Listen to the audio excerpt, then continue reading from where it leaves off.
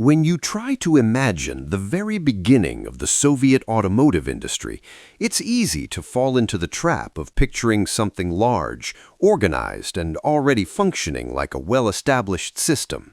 Massive factories, confident engineers, everything moving with precision. But reality in the early 1920s was very different. The country was still recovering, still rebuilding, and in many ways still learning how to function after enormous political and economic upheaval. Infrastructure was weak, roads were often little more than dirt paths, and the need for transportation was not just important, it was absolutely critical. Not for comfort, not for convenience, but for survival, industry, and the ability to move anything at all across a territory that felt almost endless. And right at that moment, quietly, without any attempt to look impressive or revolutionary, appears the AMO F-15, a machine that at first glance seems almost too simple to matter. It doesn't try to impress you with design, it doesn't try to look advanced, and it certainly doesn't try to be comfortable. It simply exists as a tool, built to solve a problem. If you saw it today without context, you might not even give it a second look. It's narrow, upright, slightly awkward in its proportions, with a cab that feels more like a protective shell than a place designed for a driver. The flatbed is simple, the structure is exposed, and everything about it suggests that aesthetics were never part of the conversation. And if this truck had a personality, it would probably be the kind of worker who shows up early, does all the heavy lifting, and leaves without expecting recognition. The kind of machine that doesn't ask for attention, but quietly carries everything on its back. The story of the AMO F-15 doesn't begin in the Soviet Union, but in Italy with the Fiat 15 Ter, a proven and reliable vehicle that had already demonstrated its usefulness during World War I. It wasn't advanced, it wasn't particularly refined, but it was dependable, and that was exactly what was needed. When you were trying to build your first domestically produced truck under extremely difficult conditions, you don't aim for innovation, you aim for something that works. Because innovation can fail, but something that already works gives you a foundation. So instead of reinventing everything, Soviet engineers took that design and adapted it.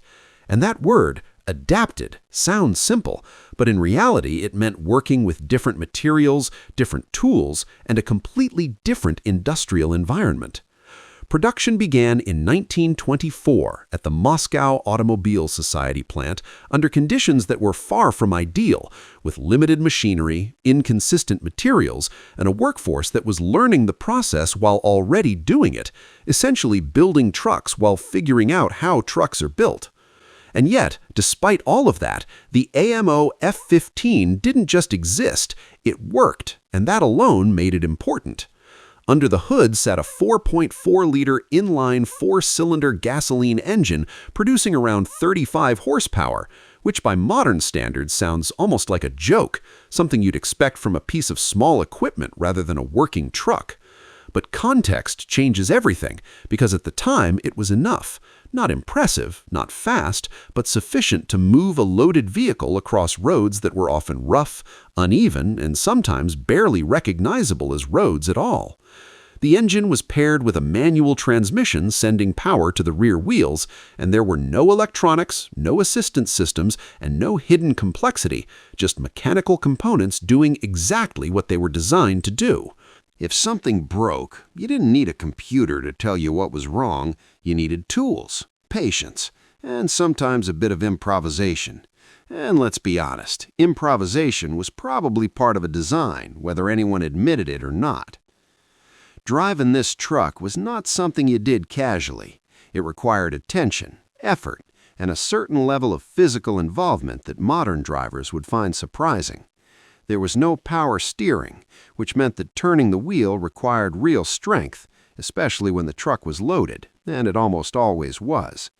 Steering wasn't something you did lightly, it was something you committed to, and once you started turning, you were finishing that turn whether you liked it or not.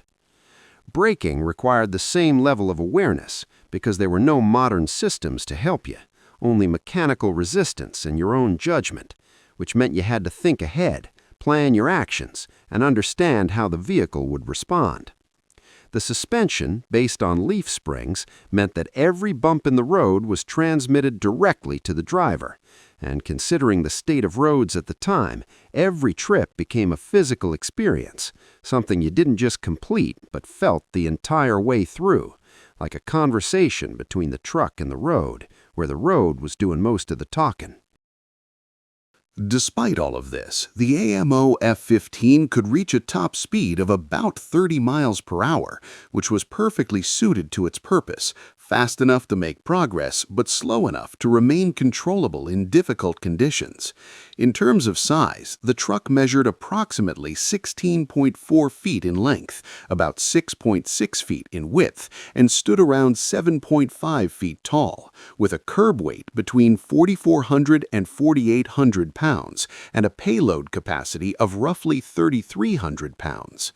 These numbers may not seem impressive today, but at the time they represented something far more important than raw performance. They represented capability, the ability to move materials, equipment, and resources in a way that had not been possible before on this scale. What makes the AMO F-15 truly important is not its specifications, but its role. Because it was not built for a single purpose, it did not specialize, and it was not optimized for one task. Instead, it became the vehicle that did everything. It transported construction materials, supported industrial development, moved equipment, and even served military roles. If something needed to be moved and there was no better option, this truck was there, quietly doing the work without drawing attention to itself.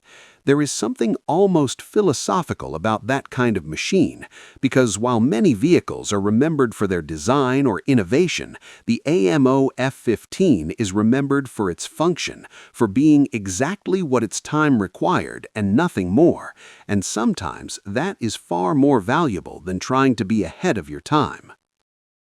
Of course, it wasn't perfect. Early production quality varied, materials were not always consistent, and working conditions were often harsh, which meant breakdowns were part of reality, and repairs were expected rather than exceptional. But even with all those limitations, the truck proved something incredibly important. It showed that domestic vehicle production was possible, that it could be scaled, and that it could support the development of an entire economy. And once that became true, everything changed, because after this came better trucks, more powerful engines, and more advanced designs. But none of that happens without a beginning, and this simple, rough, and completely unpretentious machine was that beginning. There's also a certain quiet irony in how we look at it today, because now it seems basic, almost primitive, but at the time it represented progress, mobility, and the ability to move beyond limitations that had existed for generations.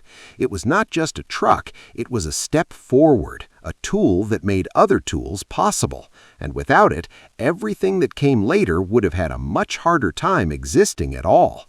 Because every advanced vehicle you see today, every powerful engine, every complex system, all of it stands on something like this, a simple machine doing simple work at exactly the right moment in history. And if you enjoy discovering vehicles like this, not just unusual, but genuinely important and full of character, make sure to subscribe to the channel, because there are many more fascinating machines and forgotten stories waiting ahead.